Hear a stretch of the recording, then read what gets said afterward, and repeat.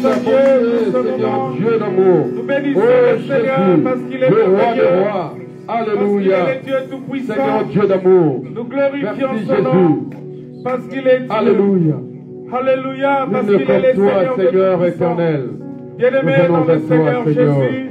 avec cette grâce. Nous allons bientôt écouter la parole de Alléluia. Dieu. Maintenant même, on va écouter la parole de Dieu. Et j'aimerais qu'on loue le Seigneur, qu'on va chanter un cantique pour louer le Seigneur. Je veux me réjouir dans le Dieu de mon salut. Parce que c'est un Dieu de mon salut. Et c'est pour ça que Dieu nous a appelés. Il m'a appelé pour être sauvé. Aujourd'hui, ça va être peut-être, vous allez comprendre comme s'il y a un certain bouleversement. Mais on va commencer la prédication là à 14h30, maintenant. Et le reste va venir après. Que Dieu vous bénisse, que Dieu vous comble vraiment de sa grâce. Gloire à Dieu. On va louer le Seigneur et après on va écouter la parole de Dieu. Merci Seigneur. Je vais me réjouir dans le Dieu de mon salut, en Jésus mon roi. Je vais me réjouir dans le Dieu de mon salut, en Jésus mon roi. Je vais me réjouir de mon salut, en Jésus mon roi. Je vais me réjouir dans le Dieu de mon salut, en Jésus mon roi. Dans le Dieu de mon salut, en Jésus mon roi. Je vais me réjouir dans le Dieu de mon salut, en Jésus mon roi. Moi je vais me réjouir dans le Dieu de mon salut,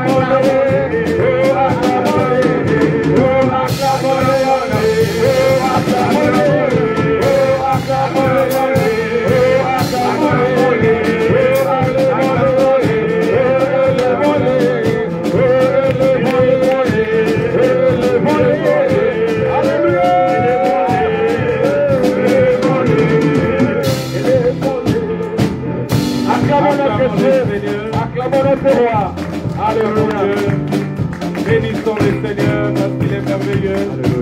Il est notre Dieu, acclamons-le. Nous bénissons le Seigneur. Merci.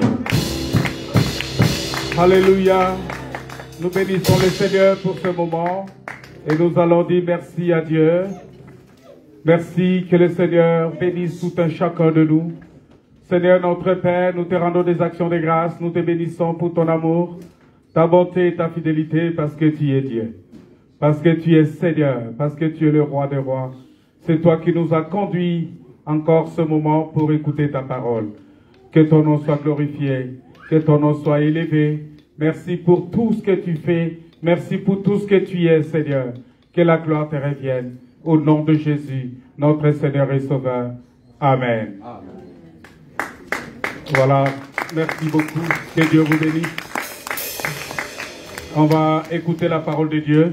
Je vous ai dit qu'aujourd'hui, parce que les gens, il ne faut pas que les gens prennent l'habitude que bon, ben voilà, on va chanter, on va commencer la prédication un peu tard que ça. Mais c'est mieux qu'on commence maintenant. Et le reste des choses va venir après.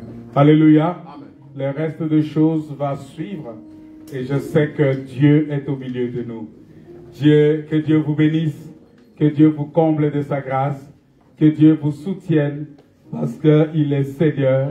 Parce qu'il est le roi des rois. La Bible dit 2 ou 3 réunis en son nom, il est au milieu d'eux. Alléluia. Et nous bénissons le Seigneur pour cela. Bénis le Seigneur pour ta présence.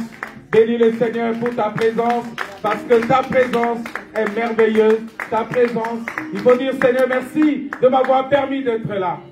Dis Seigneur merci de m'avoir permis d'être là. Le Seigneur s'il t'a permis d'être là, c'est une grâce que tu as de la part de Dieu. Alléluia. C'est une grâce parce que d'être dans la présence de Dieu, c'est une grâce, c'est une faveur, c'est une bénédiction. Et la Bible dit que la bénédiction de Dieu enrichit. Et la bénédiction de Dieu ne se fait suivre d'aucun chagrin. Alléluia. Amen. La bénédiction du Seigneur ne se fait suivre d'aucun chagrin. Et je bénis le Seigneur. Je bénis le Seigneur et je bénis ta présence aussi. J'aimerais que tu sois béni encore cet après-midi. On va prendre la parole de Dieu parce que nous continuons notre étude dans les livres d'Ézéchiel, chapitre Ézéchiel, chapitre 37, les versets 1 jusqu'au verset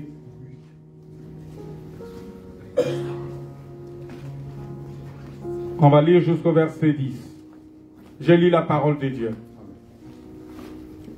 La main de l'Éternel fut sur moi, et l'Éternel me transporta en esprit, et me déposa dans le milieu d'une vallée remplie d'ossements. Il me fit passer auprès d'eux, tout autour, et voici, ils étaient fort nombreux à la surface de la vallée, et ils étaient complètement secs. Et il me dit, fils de l'homme, ces eaux pourront-ils revivre? J'ai répondu, Seigneur, tu le sais. Il me dit, prophétise sur ces eaux. Et dis-leur, ossements desséchés, écoutez la parole de l'Éternel. Ainsi parle le Seigneur l'Éternel à ces eaux. Voici, je vais faire entrer en vous un esprit, et vous vivrez. Je vous donnerai des nerfs, je ferai croître sur vous de la chair. Je vous couvrirai de peau, je mettrai en vous un esprit, et vous vivrez.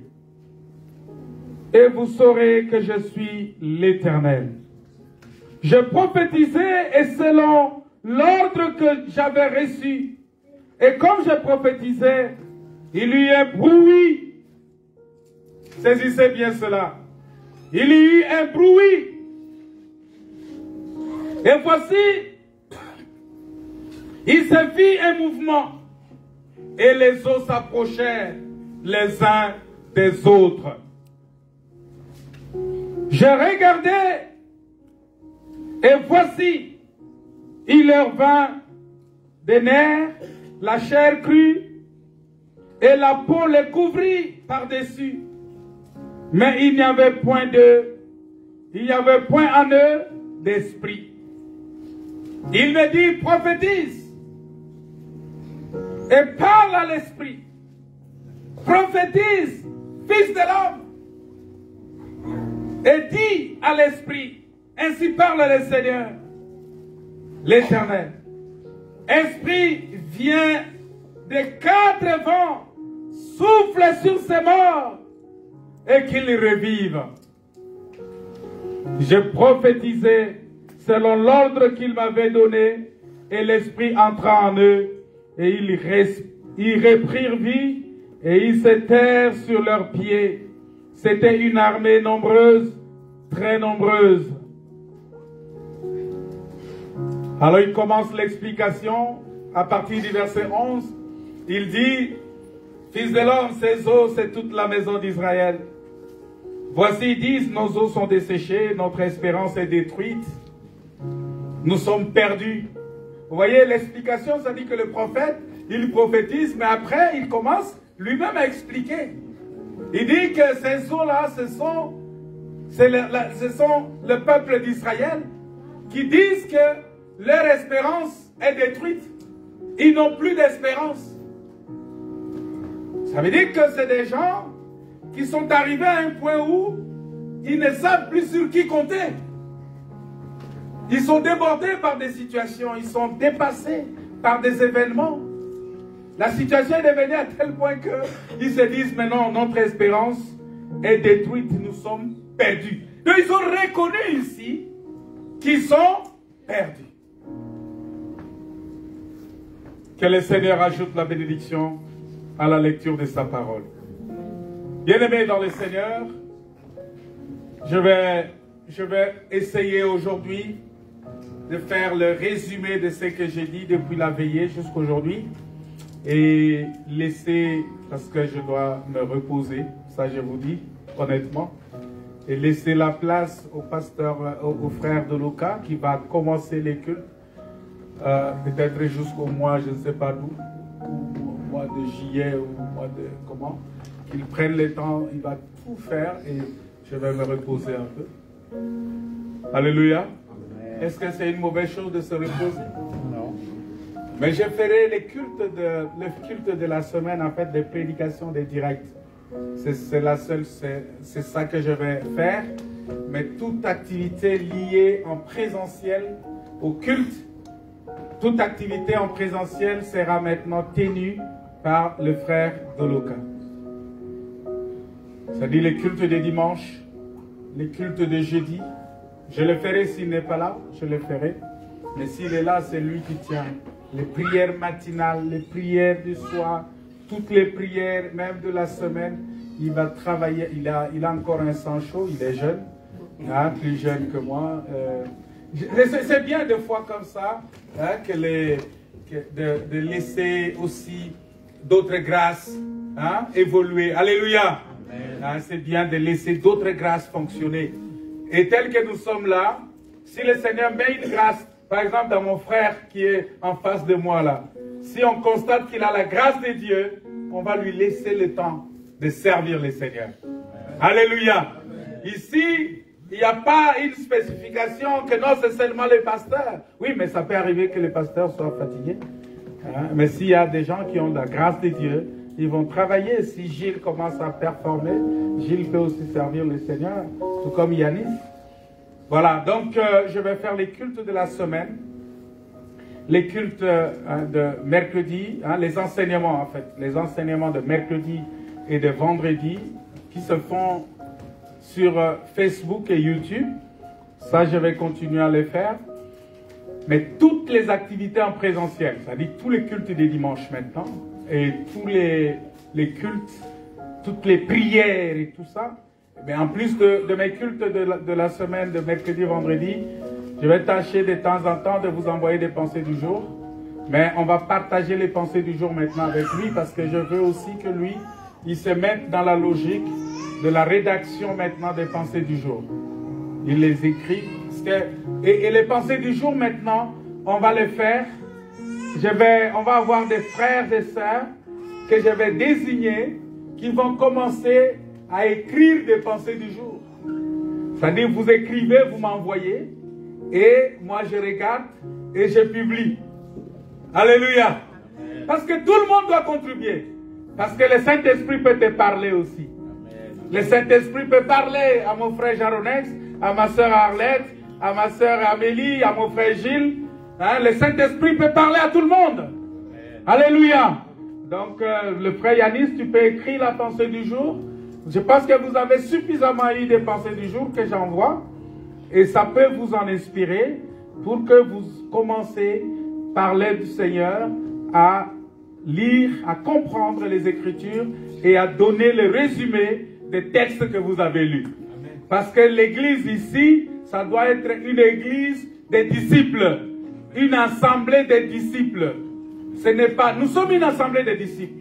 Nous sommes une assemblée des saints élus, c'est-à-dire que tout le monde doit être capable.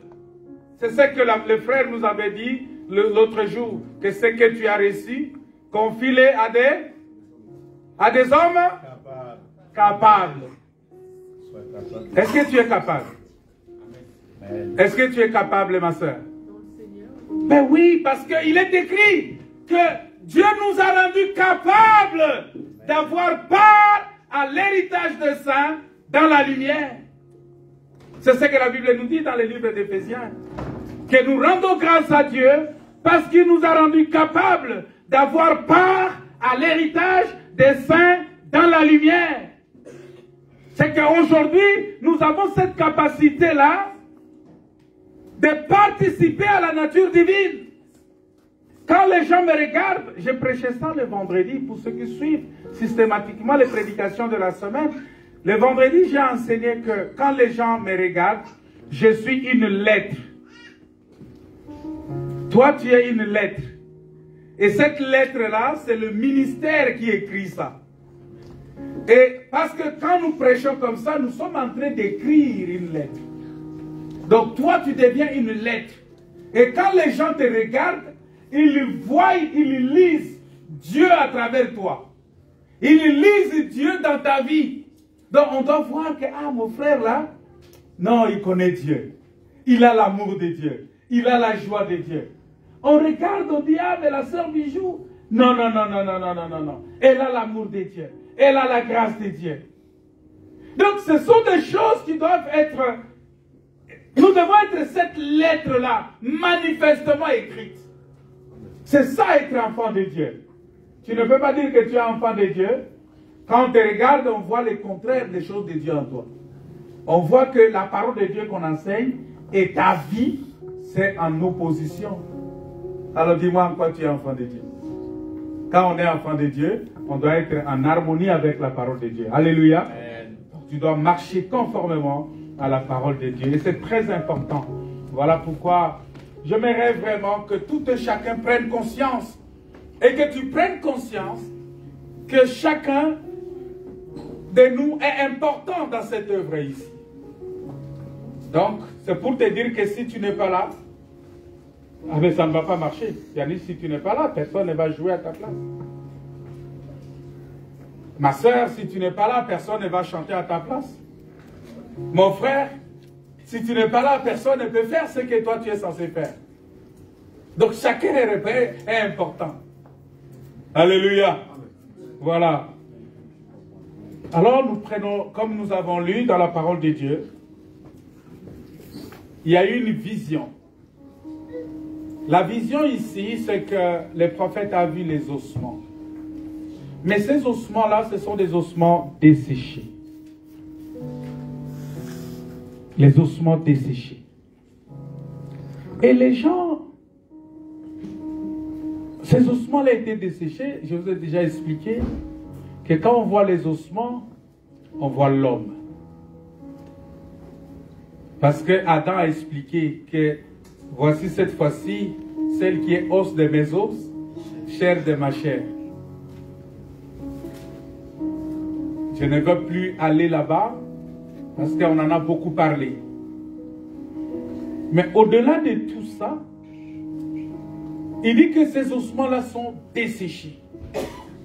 Ça veut dire que ces ossements-là vivaient. Parce que si on suit la question posée par Dieu au prophète, il a posé la question, il a dit, mais fils de l'homme, est-ce que ces os vont-ils revivre encore?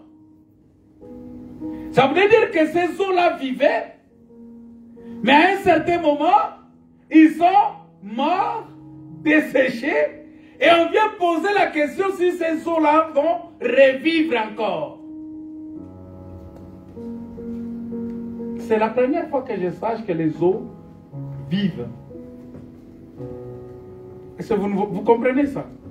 C'est la question qu'on a posée. C'est pas moi, je ne sais pas si vous lisez avec moi. Au verset 3, il dit, il me dit, fils de l'homme, ces os pourront-ils revivre? Ça veut dire que ces os-là vivaient, mais à un certain moment, ces os-là sont morts, et on pose la question s'ils vont revivre encore. Alors, la question est simple. Est-ce que les os vivent? Parce que pour voir les os, ça veut dire il faut que la chair disparaisse. Et quand la chair disparaît, ça veut dire que la personne est morte. Mais ici, on demande, est-ce que les os vont revivre encore? Donc, nous ne comprenons pas ici que ces os-là vivaient, mais qu'ils sont morts et qu'ils doivent revivre. C'est en ce moment-là que nous comprenons que, sur le plan prophétique, les os dont on parle ici, c'est Adam. Adam qui vivait. Il vivait. Quand Dieu l'a créé, il vivait parce qu'il a déclaré que cette femme ici est l'os de mes os. C'est-à-dire que lui, Adam, était les os. Mais quand il a péché, la Bible dit que c'est lui qui pêche. La Bible dit que tous sont péchés et sont privés de la gloire de Dieu. Si tu pêches, si tu manges, tu mourras. C'est ce que Dieu avait dit. Que le jour où vous allez manger l'arbre défendu, vous allez mourir. Et quand ils ont mangé cet arbre-là, effectivement, ils étaient morts.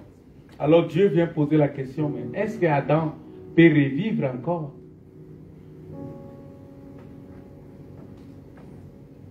Est-ce qu'Adam peut revivre encore?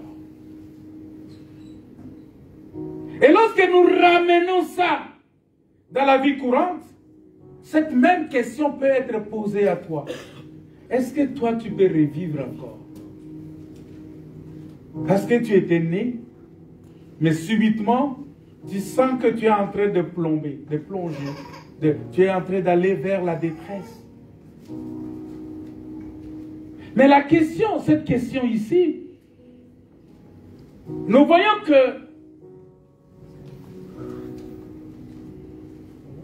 la Bible dit, nous tous nous étions sous l'empire du péché. privés de la gloire de Dieu. Ça, c'est Romains chapitre 3, verset 23 qui dit ça.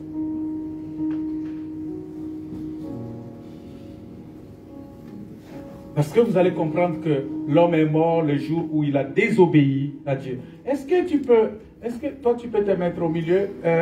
Celui qui est au milieu peut se mettre ici. Séparez-vous un peu, s'il vous plaît. Vous là, oui, vous les trois.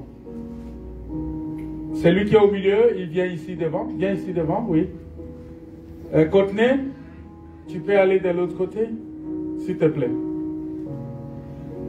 Ouais. Et la fille, tu viens ici devant, à côté de Dylan.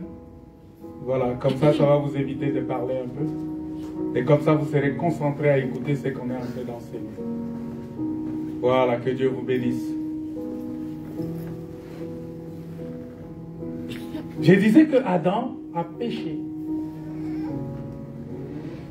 Et puisqu'il a péché, c'est ce que Romains 5, verset 12 nous dit.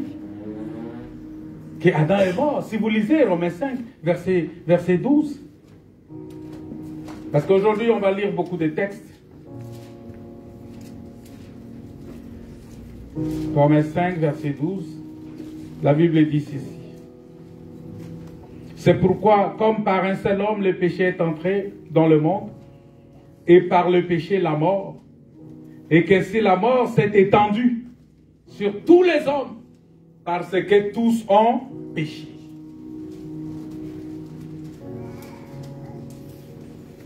Car jusqu'à la loi, les péchés étaient dans le monde.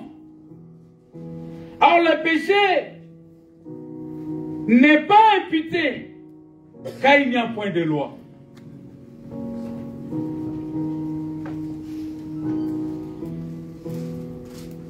Donc nous comprenons ici que Dieu était en train de s'interroger sur le relèvement d'Adam. Alors quand on parle de relèvement d'Adam, il faut qu'on pose la question, qui devrait venir avec le relèvement?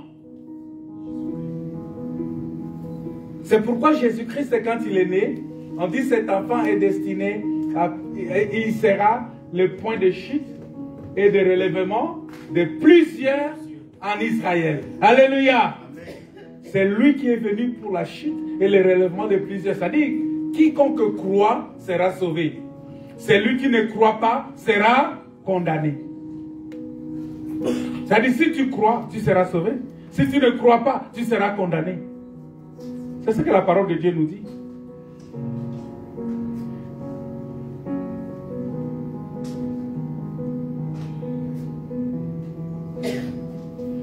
Alors nous voyons que Dieu va venir. C'est comme ça que j'ai lu un texte dans Ésaïe 42, je pense, Ésaïe 42, que j'étais appelé pour le salut. Parce que tel que nous sommes là, nous sommes ici pour le salut. Ce n'est pas pour autre chose. Voilà pourquoi si quelqu'un prend conscience que je viens là-bas pour mon salut, je ne viens pas là-bas pour un frère, je ne viens pas là-bas pour une soeur, je ne viens pas là-bas pour la foule, je ne viens pas là-bas parce que là-bas ça danse bien, ou parce que la maison est bien décorée. Je vous ai dit, je parlais avec les frères quand on venait, j'ai dit, vous savez que l'église peut fonctionner dans une maison. On peut faire les cultes dans la maison. Parce qu'au temps des apôtres, aucun apôtre n'a construit le temple. Aucun. Nous avons choisi ici, oui, parce que c'est un endroit pour nous permettre de nous rassembler. Au temps des apôtres, ils se rassemblaient même au bord du lac, au bord du fleuve, dehors, dans des chambres hautes. Il y avait des frères qui avaient des moyens, qui construisaient leur maison, ils laissaient une chambre haute pour la prière. Et ça servait aux gens de venir se réunir là-bas pour prier. Aujourd'hui, un frère ou une sœur ici peut dire, mais écoutez, j'ai un salon très grand qui peut regrouper 60 personnes. Mais on peut déplacer église dans sa maison. Si vous lisez dans la parole de Dieu, on dit l'église qui est dans la maison de. C'est écrit dans la Bible. L'église qui est dans la maison de.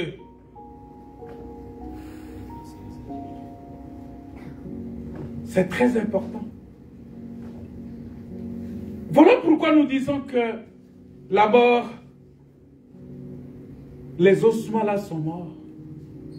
Mais il fallait relever ces ossements-là. Mais nous savons que dans Adam, il y a deux peuples.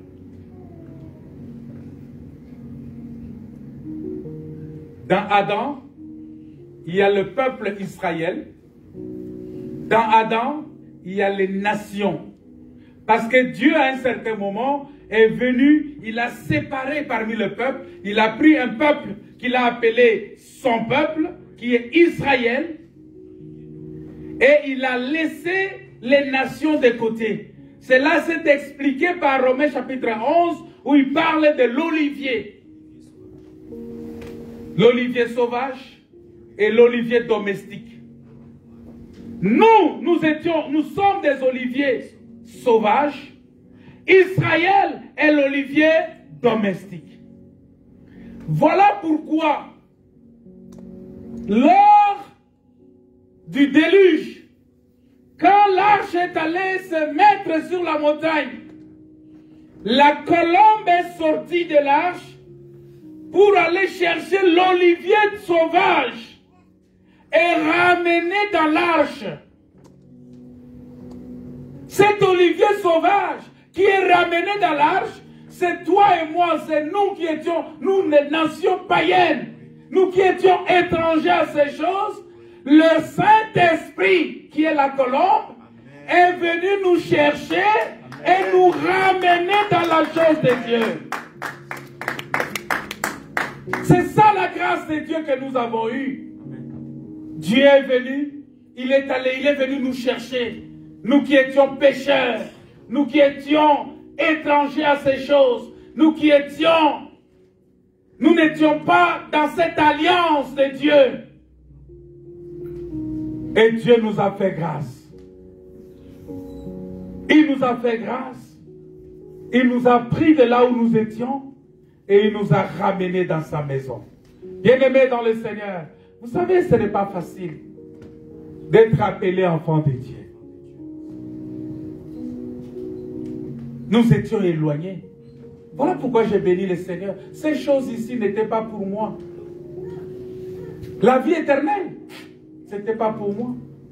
La parole de Dieu, ce n'était pas pour moi. La grâce de Dieu, ce n'était pas pour moi. C'était pour un peuple. Ce peuple-là, c'était Israël. Voilà pourquoi Dieu est venu dire, j'appellerai un peuple qui n'était pas mon peuple. Ce peuple qui n'était pas son peuple, c'est toi et moi. Et aujourd'hui, nous sommes aussi le peuple de Dieu. Amen. Je suis le peuple de Dieu. Tu es le peuple de Dieu. Nous sommes des enfants de Dieu.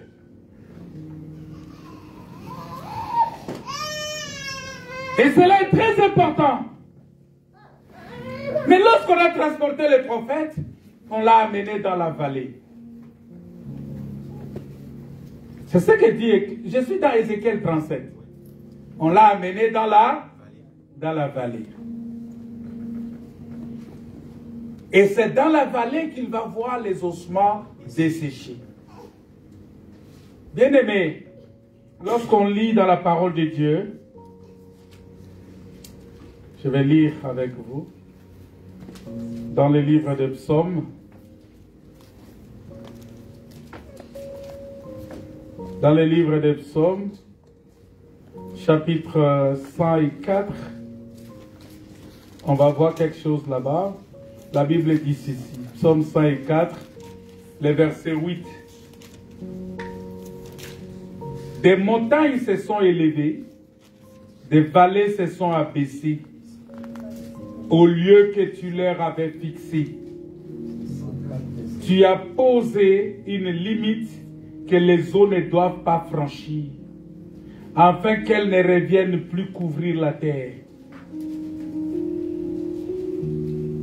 Mais lorsqu'on commence au verset 7, il dit ceci. Elles ont fui devant ta menace. Elles se sont précipitées à la voix de ton tonnerre. Mais lorsqu'on va dans Psaume 23, dans Psaume 23, il dit quelque chose. Parce que je vais expliquer maintenant la vallée. C'est quoi la vallée? Verset 4. Psaume 23, verset 4. Il dit, quand je marche dans la vallée de l'ombre de la mort. C'est-à-dire, nous comprenons que dans la vallée est le lieu de l'ombre de la mort. Bien-aimés, dans Psaume 104, nous voyons que la vallée signifie l'abaissement. C'est-à-dire que si quelqu'un est jeté dans la vallée, c'est-à-dire qu'il est jeté dans l'humiliation. Il est jeté dans l'abaissement. Il est jeté dans la souffrance.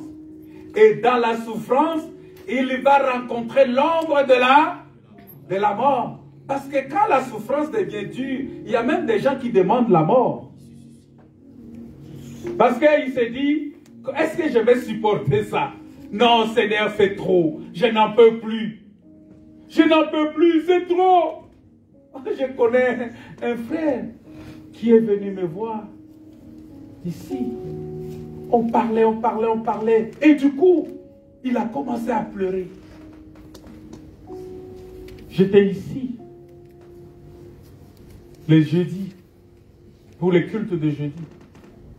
Il me dit, pasteur, je n'ai que des pensées. Je me dis, est-ce que je dois vivre?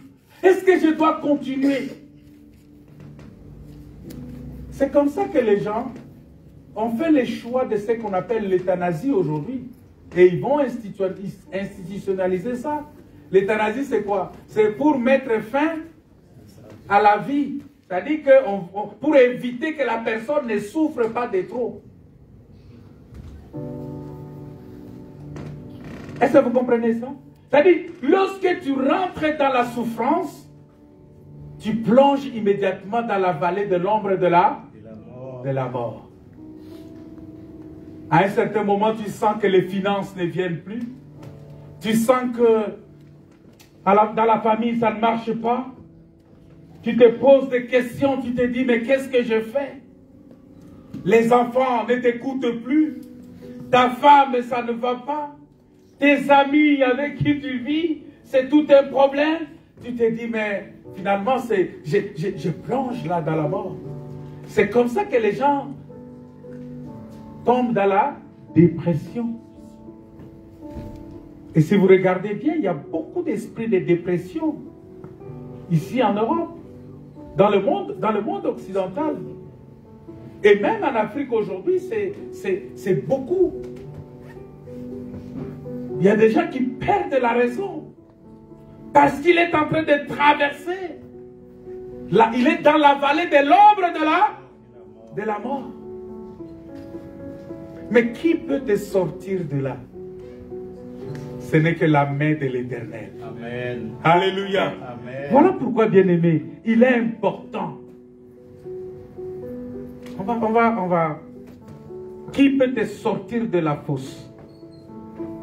Psaume 107, verset 20. On va voir qui est capable de te sortir de la fosse.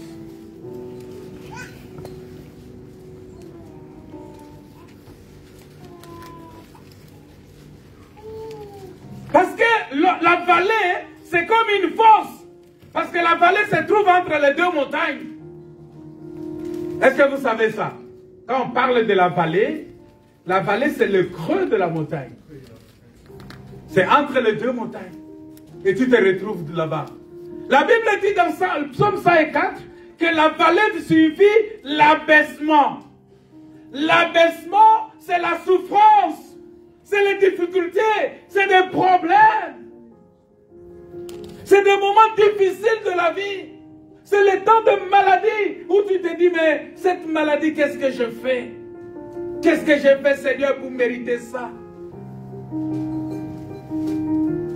Tu contractes le premier mariage, ça ne marche pas. Tu vas au second, ça ne marche pas. Au troisième, tu te dis, mais Seigneur, qu'est-ce que je fais pour mériter ça? Les hommes que tu racontes ne sont que des hommes qui te déçoivent. Les femmes que tu racontes ne sont que des femmes qui te déçoivent. Tu te dis, mais Seigneur, qu'est-ce que je fais pour mériter ça? Tu vas au travail. Au niveau du travail, ça ne va pas. Au niveau de tes finances, ça ne va pas. Tu es tout le temps découvert. Plein de dettes. Plein de dettes. Tu n'arrives même plus à payer tes factures. On est prêt même de te chasser de la maison et tu te poses des questions. Mais qu'est-ce que je fais? Trop de questionnements. Au niveau administratif, tout est bloqué. Dans tous les coins, tout est bloqué. Alors tu te dis, bon, écoutez, c'est comme Élie, coincé dans le désert. Il fait quoi? Il demande la mort. Oui, parce que le niveau de souffrance est tellement élevé que tu traverses la vallée de la mort. C'est comme Job. Job, le niveau de sa souffrance était tellement élevé que sa femme est venue lui dire, maudit Dieu et tu meurs. Vous savez, sa femme veut dire quoi? Ce n'est pas la femme physique, c'est la chair. Alléluia. Amen. Parce que la femme est la chair de ma chair. C'est-à-dire, la femme de Job, c'est la chair de Job. Qui dit, insulte Dieu et tu meurs. Parce que la chair nous mène toujours à désobéir à Dieu. Voilà pourquoi il faut faire très attention. La souffrance est tellement élevée. Tu es dans la vallée de l'ombre et de la mort. Qu'est-ce que tu fais en ce moment-là? Ça devient difficile. Tu as ton patron qui ne t'aime pas. Tu n'as rien fait. Mais tout ce qu'il fait, c'est pour te brimer seulement. Tu as tes amis avec qui tu te promènes. Avec toi, quand vous êtes ensemble, ils font semblant d'être bien avec toi. Quand tu leur tournes le dos, mais c'est toi qui es le sujet de leur conversation. Ils vont te déshabiller complètement. Ils vont parler de toi de la manière dont, c'est-à-dire que s'il faut même te crucifier, s'il faut même te manger, ils vont te croquer là. Tu te poses des questions, mais qu'est-ce que je leur ai fait? Tu n'as rien fait. Tu es dans la vallée de l'ombre de la mort.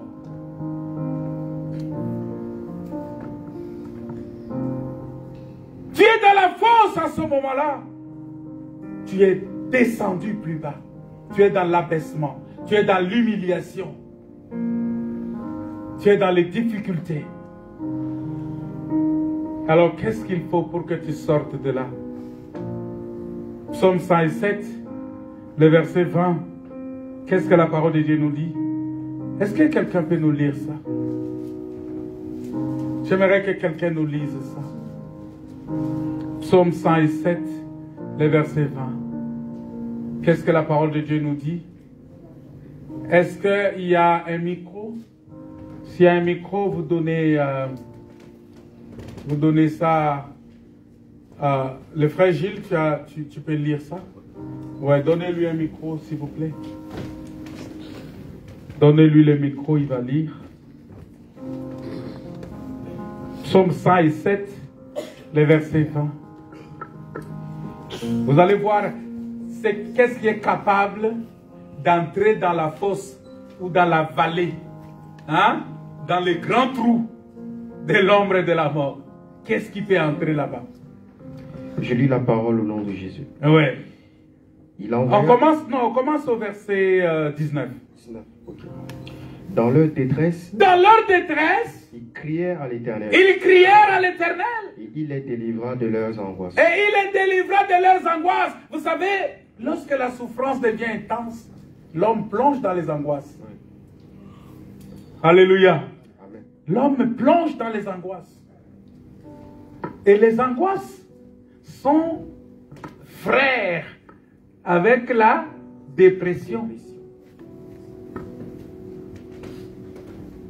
Bien-aimés, vous avez peut-être de la grâce ici parce que trouver à manger, c'est aussi facile que ça ici. Mais je connais certains milieux où tu sors, tu reviens le soir, tu ne sais même pas qu'est-ce que tu vas manger. Et tu es obligé de prendre, si tu as du sucre, tu mets dans l'eau simple. Tu tournes et tu bois. Et des fois, tu prends le manioc qu'on appelle la chikwang. S'il y a des Congolais ici, ils le savent. Ou les Camerounais, ils savent aussi ce qu'on appelle la chikwang. Hein? Au Togo, je ne sais pas si vous mangez la chikwang. Est-ce qu'elle est là, la sœur Amélie? Non. En Haïti, est-ce qu'il y a la chikwang? Le manioc. Oui. On prend ça, on braise ça au feu. Et tu prends le sucre, tu mets dans l'eau. Parce que même le thé, trouver du thé, c'est difficile. Il y a même des gens qui prennent du café sans sucre. Mais avec la chikwang. Et tellement que la vie est dure. Il y a des gens, je me souviens, moi personnellement, j'étais étudiant.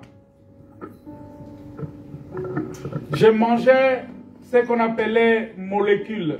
C'est-à-dire c'est le manioc. C'est dans une de nos provinces à Kisangani. Je mangeais le manioc, on appelle ça molécule.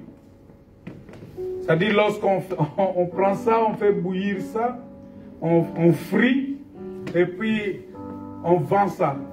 C'est-à-dire tu viens, tu prends ces maniocs-là, tu achètes un morceau, on ouvre ça, on met le piment dedans. Tu manges et tu bois beaucoup d'eau. Tu vas à l'université. Tu reviens, on va là, c'est pour étudier jusqu'au soir. Tu étudies jusqu'au soir. Le soir, quand tu reviens à la maison, tu n'as rien à manger. Tu vas encore, tu sors encore au coin. Tu prends encore ces morceaux de manioc. Avec le piment, tu viens, tu manges. Le plus important est que tu aies l'eau de robinet à côté. Tu ouvres l'eau de robinet, mais si par malheur, tu n'as pas l'eau de robinet, parce que c'est aussi une denrée rare dans certains pays. Ce que je vous dis, c'est des réalités que les gens vivent. Tu es obligé de boire l'eau du puits, ou n'importe quelle eau qui va se présenter devant toi. Pourvu que ton ventre soit en équilibre pour dormir. À un certain moment, les gens disent, mais qu'est-ce que... Vous savez, c'est comme ça que même dans la Bible, les gens, à un certain moment, les gens ont mangé leurs enfants. Ils se sont fait...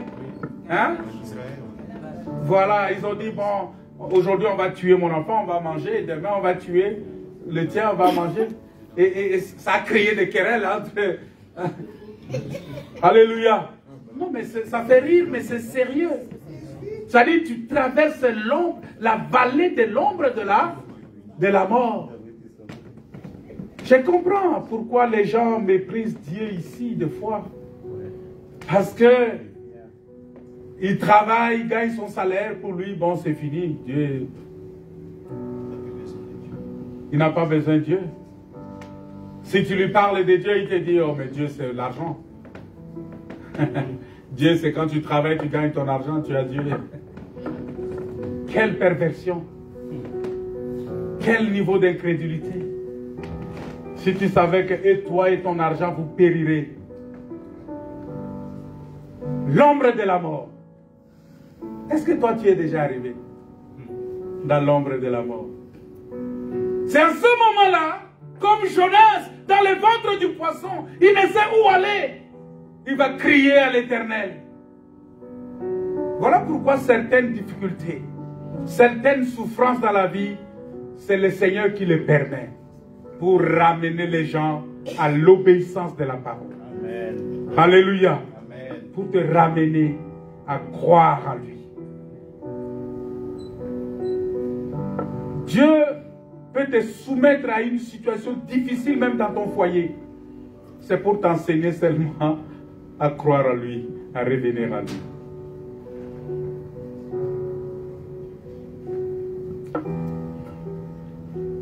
Alors, continue la lecture, c'est pas fini. Tu as lu seulement le verset 19, maintenant le verset 20. Parce que nous voulons voir qu'est-ce qui est capable de rentrer dans la fosse, de rentrer dans la vallée de la mort, de rentrer là où il y a les ossements, pour donner la vie aux ossements. Qu'est-ce qui est capable? Verset 20. Il envoya sa parole et les guérit. Il envoya sa parole. Amen. Alléluia. Amen. Il envoya sa parole. Dieu a envoyé sa parole. Et il est guéri. En faisant quoi? Il les fit échapper de la fosse. Il les fit échapper de la fosse. C'est-à-dire que quand tu te retrouves dans la vallée de l'ombre de la mort, il n'y a que la parole qui peut venir te faire échapper de la fosse, de la vallée de l'ombre de la mort. Il n'y a que la parole. Il n'y a que la parole de Dieu. Voilà pourquoi, bien-aimé, il faut aimer la parole. Il faut aimer Dieu. Il faut aimer la parole. Il faut aimer les enseignements. C'est la seule chose. Bien-aimé, je vais vous dire, je ne suis pas contre les prières de délivrance. Moi, je fais des prières de délivrance. Et beaucoup même d'ailleurs. Mais vous allez comprendre que la meilleure délivrance, c'est la connaissance de Dieu par l'enseignement. C'est-à-dire que si tu connais Dieu par les enseignements, si tu reçois les enseignements de Dieu, et convaincu par les enseignements, tu es délivré. Parce que si on t'enseigne aujourd'hui, tu es convaincu qu'un enfant de Dieu ne commet pas d'adultère. Tu es convaincu. Par la connaissance, mais tu ne vas pas commettre l'adultère. Et tu vas voir que cette parole-là, qui va être le Saint-Esprit en toi, cette parole-là va faire en sorte que va te convaincre à ce qui concerne le péché. Je connais un frère qui m'appelle, il dit, pasteur, je ne suis pas bien. Ce frère, il me dit, pasteur, je ne suis pas bien. Tout simplement, parce qu'il y a une pensée de péché qui l'a traversé. Une pensée du péché qui l'a traversé. Il dit, pasteur, je ne suis pas bien. Je ne suis pas bien, prie pour moi. Je lui ai dit, on va prier, j'ai prié pour lui. C'est très important, bien-aimé, dans le Seigneur. C'est très important. La vallée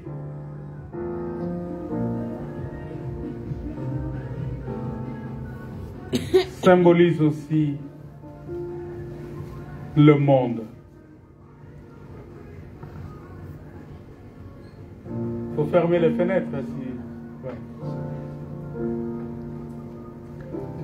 La vallée symbolise aussi le monde. La vallée. Lorsque tu es dans la vallée, ça veut dire que tu es dans le monde. Parce que quand on est dans le monde, on est mort. La Bible dit, c'est lui qui vit dans le plaisir, il est mort quoique vivant. Je ne vais pas je ne vais pas vous amener très loin parce que je devrais vous expliquer comment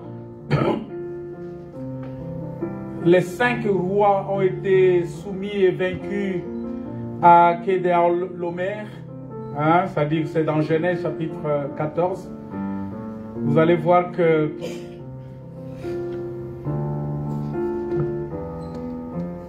au moment où Kedorlaomer les a capturés, et en ce moment-là, Lot et Abraham devraient quitter la montagne. et descendre dans la vallée. C'est-à-dire qu'Abraham devrait descendre dans la vallée pour délivrer Lot.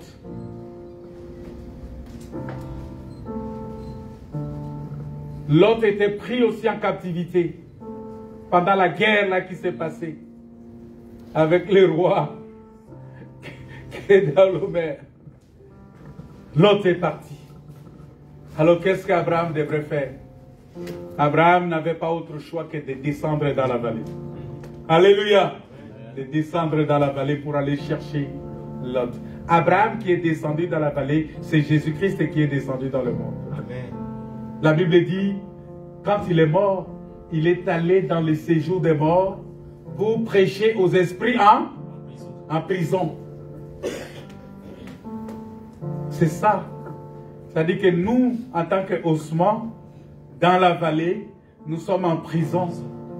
Et il faut que la parole de Dieu, Jésus-Christ, puisse descendre dans ces milieux-là pour nous délivrer de cette prison-là.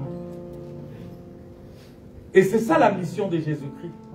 Jésus-Christ est venu dans le monde pour délivrer l'humanité qui était sous la domination de la mort.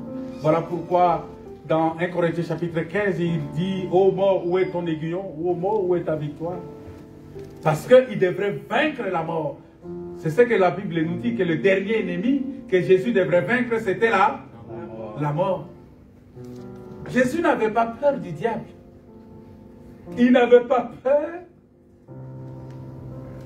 qu'il devrait peut-être pécher, non. Mais Jésus avait peur, il a eu peur de la mort. Vous savez ça? Lorsqu'il s'est retrouvé dans le jardin de Gethsémani, il a dit, Père, s'il est possible que cette coupe s'éloigne de moi. C'est-à-dire quand il voyait la mort, il dit, mais Seigneur, est-ce que je vais vivre? Est-ce que je vais m'en sortir? Et ça, c'était la chair qu'il avait pris chez Marie, qui parlait comme ça. Alléluia. Mais Dieu n'a pas peur de la mort. Mais quand Dieu a pris la chair qu'il a prise a peur de la mort.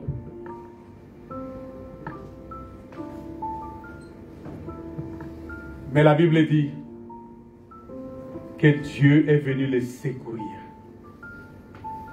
Parce que Dieu, il peut traverser la vallée de l'ombre de la mort. Il peut entrer là-bas. Bien-aimé, dans tes difficultés, dans des situations difficiles que tu traverses dans la vie, seule la parole de Dieu est capable de t'en sortir. Alléluia. Et Christ est venu dans le monde pour ça. Christ n'est pas venu dans le monde pour te donner des voitures, pour te donner une belle femme, pour te donner un bon mari, pour te donner de l'argent, pour te donner un bon travail. Non. Christ est venu dans le monde pour te donner la vie éternelle, pour te donner le salut. C'est pourquoi il dit, cherchez premièrement les royaumes des cieux et sa justice, et tout le reste vous sera donné par-dessus tout. C'est-à-dire que tout le reste, nous pouvons l'avoir si seulement nous nous consacrons sincèrement et entièrement à Dieu. Voilà pourquoi la prospérité ne peut pas venir avant le salut. Non. La prospérité vient après le salut. Il faut d'abord le salut. Et le reste, ça vient après. Amen. Quand j'ai la vie éternelle, quand j'ai le salut, mais le reste va venir, l'argent, tout. L'argent, les maisons, les voitures, toutes ces choses vont venir. Parce que la vallée explique aussi le séjour des morts. C'est ce que je vous ai expliqué dans le livre de Psaumes. Ah, c'est dans Psaume qu'on a vu ça. Psaume 23. C'est dans Psaume 23. Verset 4.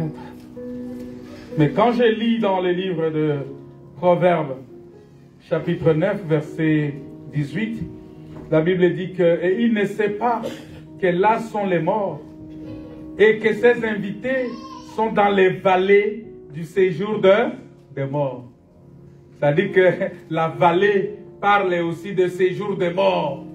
C'est-à-dire que si tu es dans la vallée, tu es dans le séjour de mort.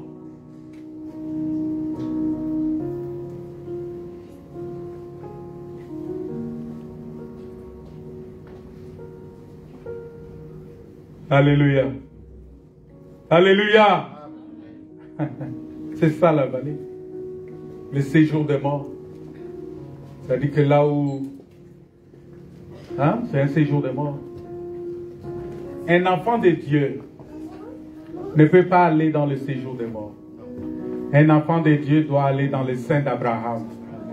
Quand tu meurs, quand tu dis, oh non, je suis dans le séjour de mort, c'est pourquoi j'ai dit, bien-aimé, si tu ne crois pas maintenant au Seigneur Jésus, si tu ne donnes pas ta vie maintenant au Seigneur Jésus, sache que tu vas aller dans le séjour des morts. Et dans le séjour des morts, il y a les grincements des dents là-bas. Mais les enfants de Dieu doivent aller dans les seins d'Abraham. Confère les paraboles du pauvre Lazare et de l'homme riche.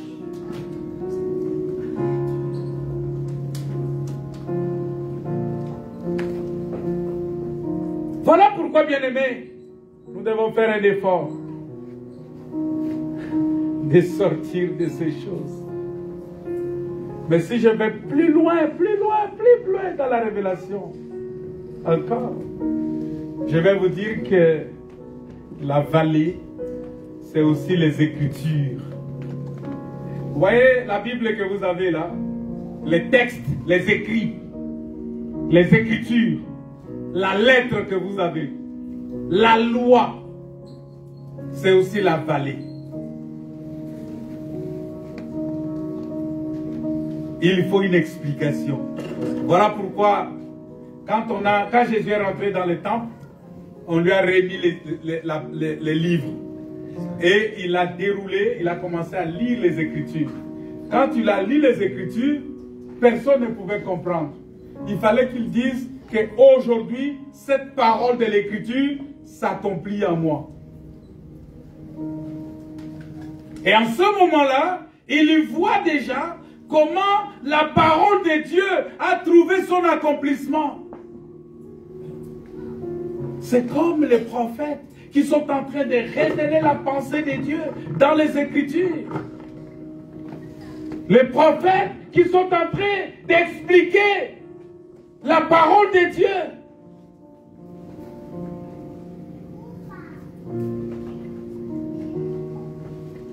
Mais pour cela, il faut avoir la main de l'Éternel.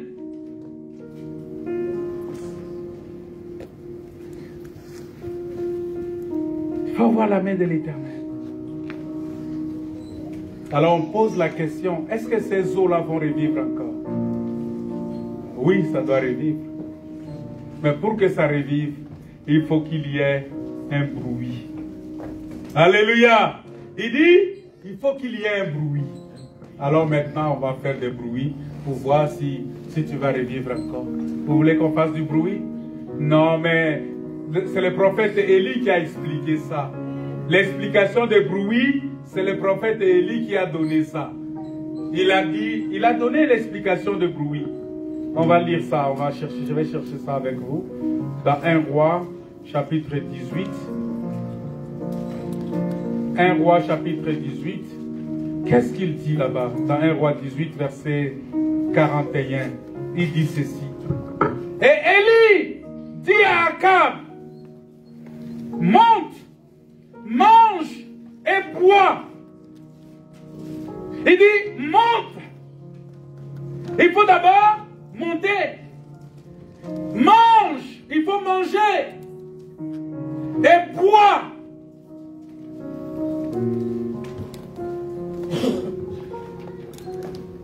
Car il s'est fait un bruit. Il s'est fait un bruit. Mais qu'est-ce que ce bruit-là annonce? Les bruits annoncent quoi? Mon frère, ça annonce quoi? Oui, les bruits annoncent quoi?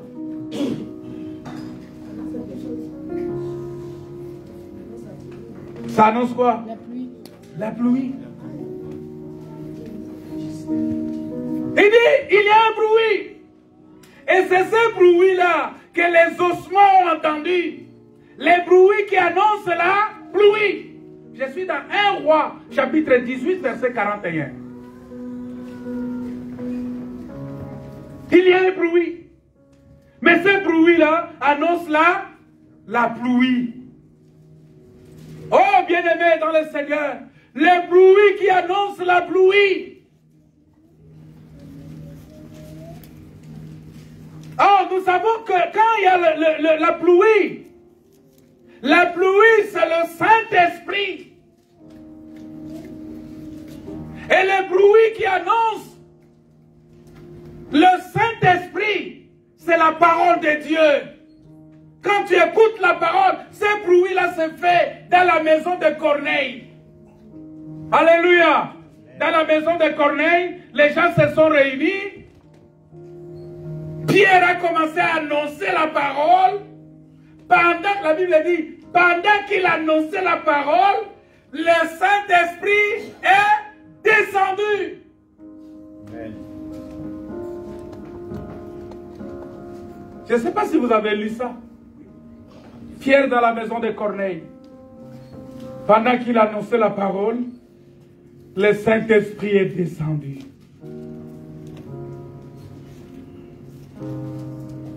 Le Saint-Esprit est descendu.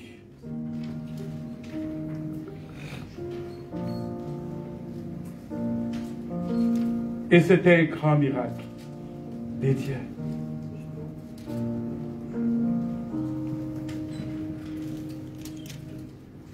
Je suis dans Actes des Apôtres, chapitre 10.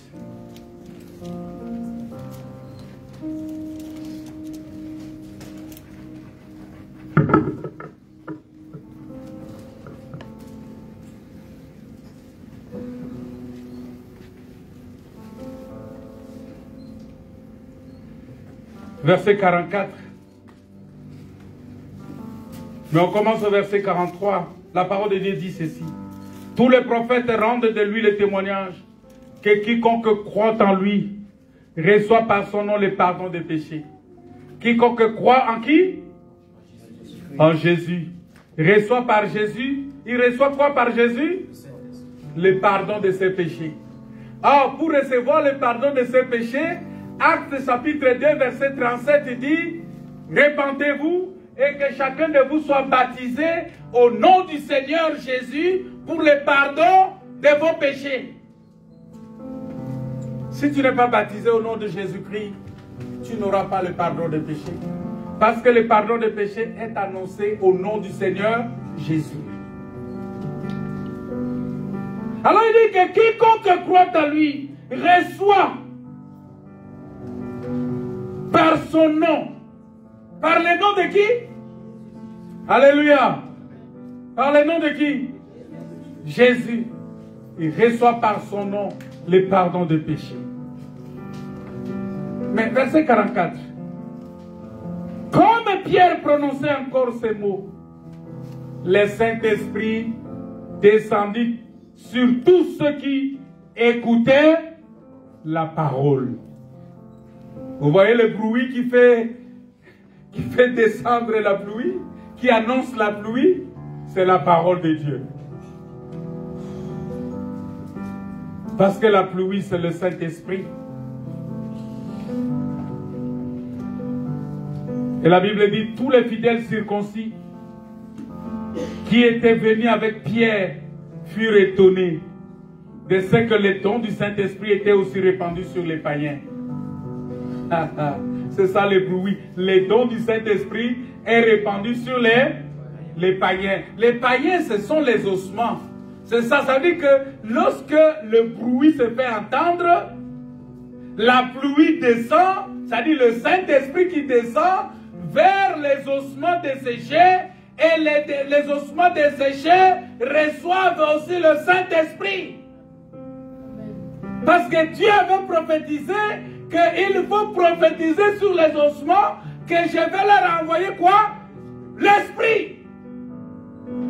Et l'Esprit qui devrait descendre, c'est cet Esprit-là qui vient après le bruit des grandes eaux. Après le bruit du Saint-Esprit. Après le bruit de la parole, ça dit, quand on parle de ce bruit ici, c'est l'enseignement. Voilà pourquoi certaines personnes, quand ils viennent à l'église, ils écoutent la parole de Dieu comme un bruit. Hein? Ça résonne dans leurs oreilles comme des bruits. Ah, les frères, les messieurs là, ils parlent, ils ne s'arrêtent pas. Ils ne s'arrêtent pas, mais ils nous fatiguent avec ces discours. Mais ils parlent trop, ces pasteurs-là. C'est comme du bruit dans tes oreilles, n'est-ce pas? Il y a des fois, tu te dis, oh, mais ils nous fatiguent avec ces enseignements-là. Ah, ces messieurs-là, vraiment, ils parlent trop, là. Ils pensent qu'on n'a que ça à faire. Et il y a des gens qui disent ça. Quelqu'un m'a déjà dit ça. Il dit, mais pasteur, là, vraiment, il pense qu'il n'y a que ça à faire. Il parle. Mais c'est ça. Ça dit que chez lui, ça sonne comme les bruits. Et les gens étaient étonnés que le Saint-Esprit soit descendu aussi sur les païens. Bien-aimés dans le Seigneur, il est important pour nous de comprendre cela. De comprendre cela. C'est-à-dire que le prophète a soufflé sur les ossements. Et lorsqu'il a soufflé, le souffle ou le bruit a commencé par rassembler les ossements. Et aujourd'hui, nous sommes rassemblés. C'est la parole de Dieu qui nous rassemble. C'est la parole de Dieu qui nous sort des ténèbres. C'est la parole de Dieu qui nous sort de la vallée de l'ombre de la mort. Et vous voyez que cette parole-là, c'est aussi le vent qui sort des quatre coins. Peut-être que le Seigneur permettra un jour que je puisse vous enseigner ça sur le vent qui sort des quatre coins. Selon Ecclésiaste chapitre 10. Mais aussi, surtout, à un certain moment, le vent s'est arrêté. Vous savez qu'à un certain moment dans la Bible, il y a eu un silence d'environ demi-heure. Le silence de demi-heure. On va expliquer ça les jours où le Seigneur permettra. Parce que ça peut arriver que tu traverses un moment où il y a un silence de demi-heure dans ta vie. Où le Seigneur a gardé silence dans tout ce que tu fais. Le Seigneur garde silence. Tu as prié, mais tu n'as pas de réponse. Tu sens que le ciel est fermé sur toi. Tu commences à prier, tu commences à demander, mais Seigneur, Dieu est là, mais c'est comme si Dieu s'est endormi. Vous savez, dans la pirogue, Dieu était endormi, n'est-ce pas? Jésus était avec eux, mais il s'était endormi. Et pendant qu'il s'est endormi, les vagues se sont soulevées. Le vent a commencé et la barque était prête à chavirer. Et ils ont dit, Seigneur, nous périssons. Mais qu'est-ce que tu fais? Jésus, tu es là et nous sommes en train de périr. C'est comme là maintenant. Il y a des gens qui se posent cette question, mais Dieu là, il est là toujours et je suis en train de souffrir comme ça. Je le prie tous les jours, je vais à l'église, je jeûne, je donne les offrandes. J'ai fait tout ce qu'on me demande, mais j'ai continué à souffrir.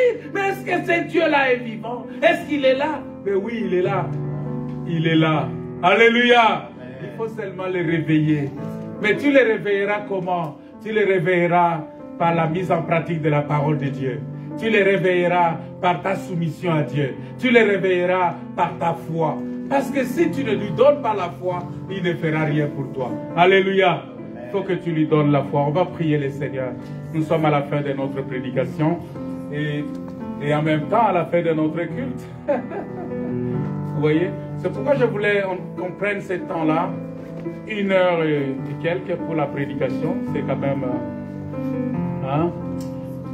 il faut vous habituer à ça. Hein? Nous avons des prédicateurs des fois qui peuvent vous prendre 2 heures de temps comme ça de prédication. Hein? C'est très important. Il faut aimer l'enseignement, il faut aimer les enseignements, c'est très bien. Si tu ne donnes pas ta foi, il faut que tu reçoives ce souffle de Dieu. Le Seigneur veut souffler sur toi. S'il y a quelque chose qui était mort en toi, s'il y a quelque chose qui s'était endormi en toi, Si tu as prié et tu ne vois pas la main de l'Éternel, le Seigneur veut souffler sur toi maintenant. Alléluia. Il veut souffler sur toi maintenant pour que ceux qui étaient morts reprennent vie. Pour que tous ceux qui s'étaient endormis en toi se réveillent. Il faut que l'amour qui s'est endormi en toi se réveille. L'enthousiasme pour Dieu, le goût de servir Dieu qui s'est endormi. À un certain moment, tu t'es découragé. Tu t'es dit, mais est-ce que je dois continuer? Est-ce que je dois continuer dans cette... Je vois comme si c'est une aventure. C'est comme Pierre qui a dit à Jésus, nous avons tout abandonné, nous te suivons. Qu'est-ce que nous allons gagner, Seigneur? Toi, tu n'es pas marié, toi, tu es un jeune garçon. Tu n'as rien, tu n'as même pas de maison. On ne sait même pas d'où tu viens. Parce que Jésus était comme un vent, en fait. Alléluia. Un vent, on ne sait pas d'où ça vient et d'où ça va. Alléluia. Personne ne sait d'où ça vient et d'où ça va. C'est ça Jésus. Et c'est ça qui sauve, c'est ce vent-là qui nous sauve. On ne sait pas d'où ça vient, on ne sait pas où ça va. C'est ça Jésus. Et Pierre pensait que Jésus était un homme normal. Non! Jésus était un homme, il n'était pas un homme naturel. Il était un homme extraordinaire. Il était surnaturel, Jésus. Il n'était pas un homme naturel. Et Pierre voulait le caricaturer, il voulait le mettre dans une bulle pour qu'il soit un homme naturel. Jésus dit non, vous ne savez pas d'où je viens, vous ne savez pas où je vais. Seuls les fils du royaume savent d'où je viens. Ils savent que je viens de mon Père et je retournerai à mon Père, chez mon Père. Il vient de Dieu et il retourne à Dieu. Parce que il a dit ça dans Jean chapitre 13. Il a dit l'heure est venue où je dois retourner. Parce que il savait qu'il vient de Dieu et qu'il doit retourner à Dieu. Moi je viens de Dieu. Moi je viens du ciel. Ici sur la terre, je ne suis qu'un simple passager. Je ne suis qu'un simple voyageur. Et je dois retourner à mon Dieu. Alléluia. Est-ce que tu sais que tu n'es qu'un voyageur sur la terre? Et que tout ce que tu as sur la terre, quand ton heure va arriver, tu vas le laisser et tu vas partir. Voilà pourquoi il faut que l'amour de la parole de Dieu, l'amour de Dieu se réveille en toi. L'amour de Dieu, l'amour de Jésus, l'amour de ton prochain, l'amour pour servir Dieu. Si tu étais fatigué, si tu étais découragé, c'est le temps maintenant de te relever. Parce que tout celui qui est fatigué, tout celui qui est découragé, il devient un ossement desséché. C'est le moment maintenant que le souffle de Dieu vienne sur toi. On va se mettre debout pour la prière. Alléluia. Yeshua.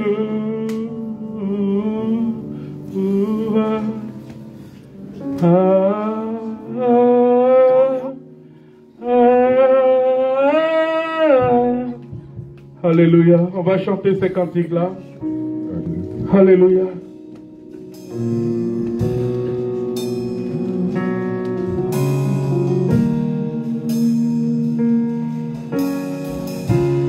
Alléluia.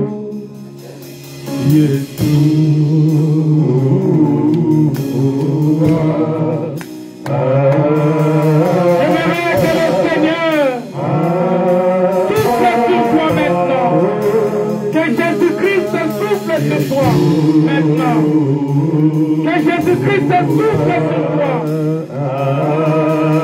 Que Jésus-Christ souffle sur toi. Maintenant, que tu reçoives le souffle de Dieu. Que tu reçoives le souffle de Dieu. Alléluia. Que le souffle de Dieu vienne sur toi. Que le souffle de Dieu vienne dans ta vie maintenant.